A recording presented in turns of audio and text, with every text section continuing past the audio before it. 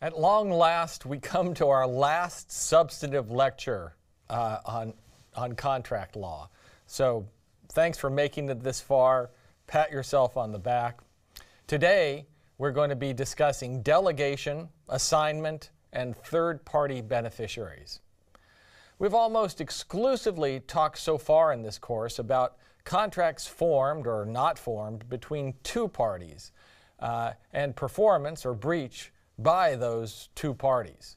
Once a contract is formed, to what extent may one of the parties delegate his or her duty to perform as a promisor, or assign his or her rights as a promisee under the contract to a third party without the consent of the other side of the contract? I find it helpful to remember the double D. Delegation concerns duties. Assignments concern contractual rights. You delegate duties, you assign rights. Don't ever ask whether you can delegate a right. You can only delegate duties. So, the Restatement Second of Contracts provides the basic answer of how the law regulates delegation in its section 318. That says that unless otherwise agreed, a promise requires performance by a particular person only to the extent that the obligee has a substantial interest in having that person perform or control the act's promise. Unless the obligee agrees otherwise, neither delegation or performance, nor a contract to assume the duty made with the obligor by the person delegated, discharges any duty or liability of the delegating obligor.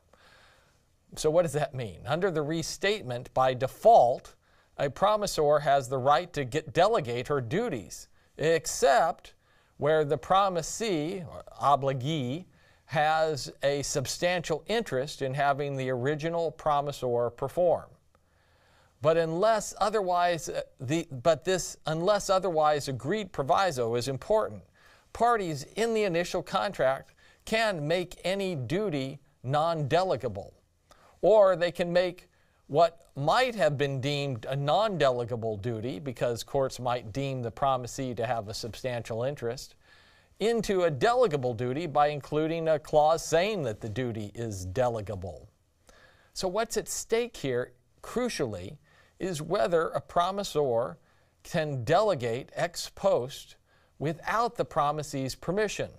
The promisor and promisee can always agree to modify the contract to allow the promisor to delegate a duty to someone else, even if the promisor has a substantial, even if the promisee has a substantial interest in performance by the original promisor, and even if the original contract included a non-delegation provision.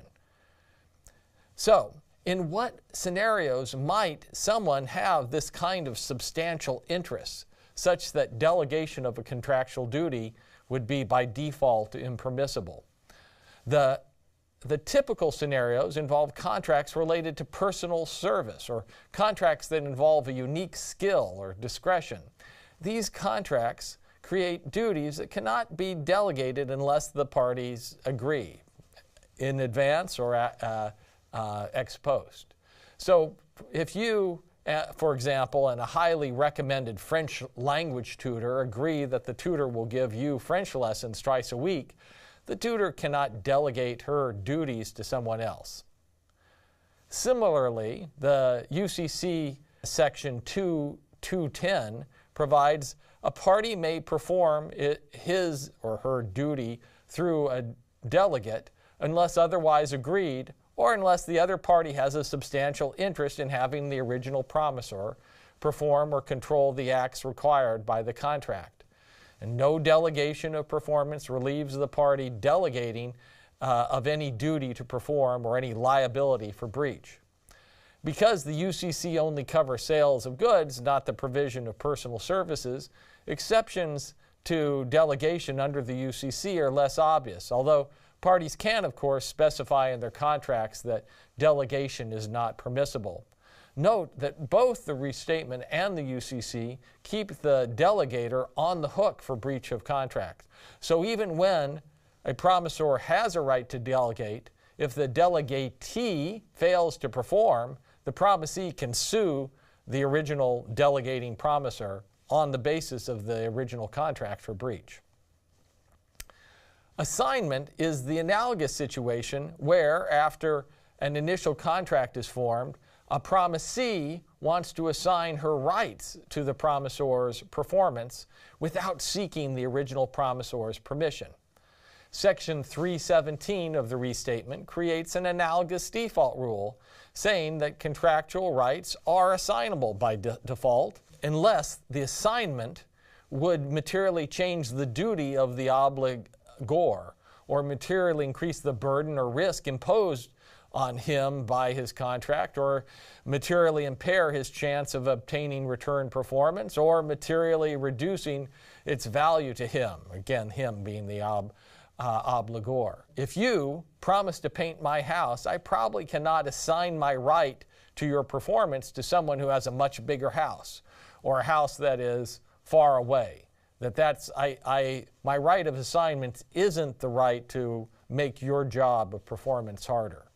At least I can't do it by default unless I secure your permission at the time of the initial contract or after the fact by modifying the contract. Delegation and assignment concern transfers of duties and rights to third parties after a contract is performed. Now we turn to the question of ex ante assignment, where the parties to the initial contract agree that the promisor will perform for the benefit of a third party and give that third party the right to sue for any breach that occur. This is a kind of ex ante assignment. This ex ante assignee is called a third party beneficiary. Sometimes this creation of a third party beneficiary is quite explicit and intentional. Imagine, for instance, that you sign a contract with an insurance company by which terms the company will pay your daughter a substantial sum if you die. Your daughter was not a party to the contract, but she is a beneficiary of it, a third-party beneficiary. In other cases, third parties are beneficiaries of an agreement even when this wasn't the contracting party's intention. Suppose that Brian and Carolyn own adjoining plots of land, and Brian contracts with Alpha Company for Alpha to build a luxury building on Brian's land. If the building is built, Carolyn might very well benefit because her land values will increase substantially by having a luxury building next door. But she is not an intended beneficiary. In what circumstances can a beneficiary who is not a party to a contract assert claims based upon that contract? Well, the Restatement of Contracts differentiates between intended beneficiaries and incidental beneficiaries.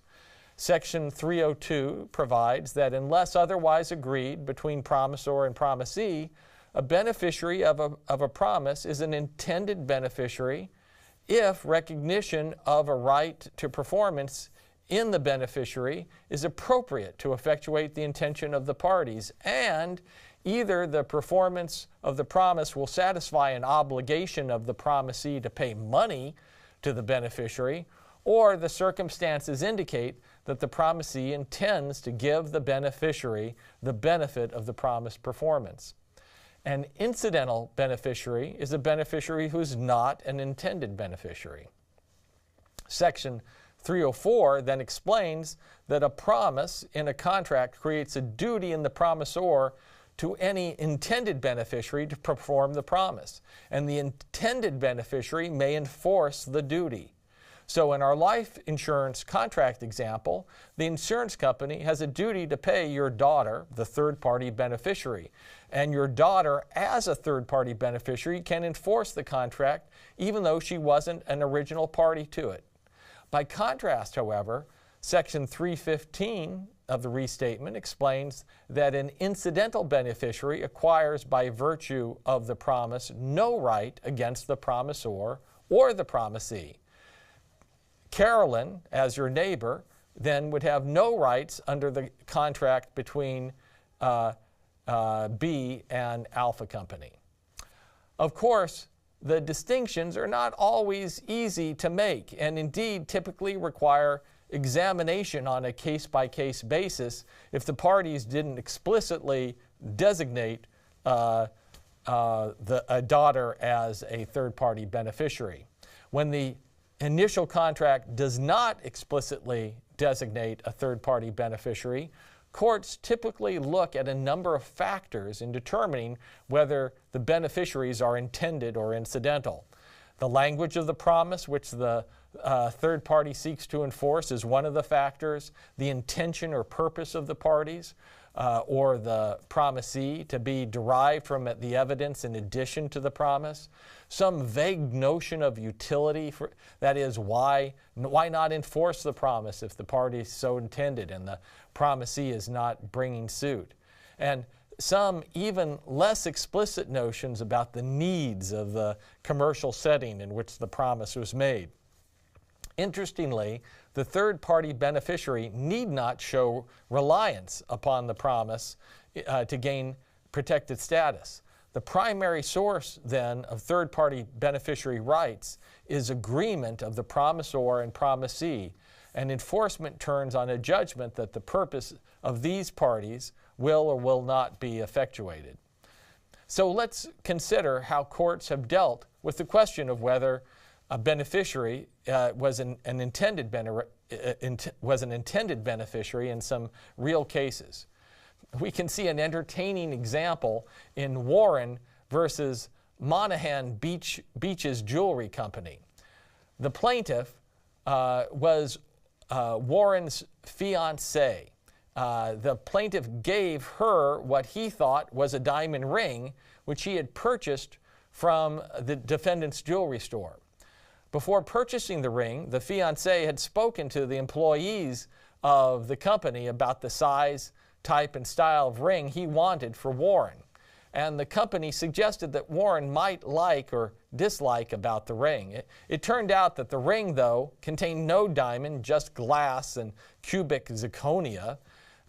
And so the question, was Warren an intended beneficiary of the contract between the jewelry company and Warren's fiancée?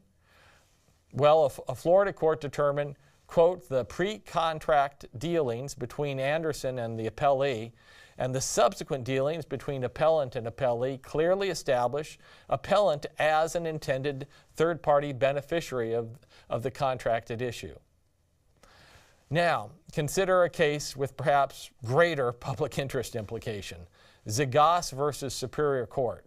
There, tenants of a San Francisco apartment building that was financed with a federally insured mortgage pursuant to the National Housing Act and regulations promulgated pursuant to that act. The financing agreement between the landlord and the Department of Housing and Urban Development, HUD, required that the landlords not charge more than HUD's approved rent schedule. But the plaintiffs alleged that the landlords were charging in excess of that schedule. Were the tenants intended beneficiaries of the financing agreement? And the court said yes. Quote, even the most cursory review of the statutes and regulations which resulted in the contract in the present case leads to the conclusion that the tenants constitute the class which Congress intended to benefit, unquote. This has been just a very quick run-through of delegation, assignment, and third-party beneficiary law. There's much more we could discuss, but to recap, here's what we've learned. Number one, we've discussed delegation and learned that generally parties may delegate contractual duties unless a party has a substantial interest in the particular party performing the contract. We also discussed cases that typically fall within this substantial interest exception, including contracts for service or those involving a unique skill. We also discussed assignment, which is very analogous, regulating whether you can assign your rights under a contract. And by default, you can, unless that assignment is going to impose extra duties, burdens on the promisor.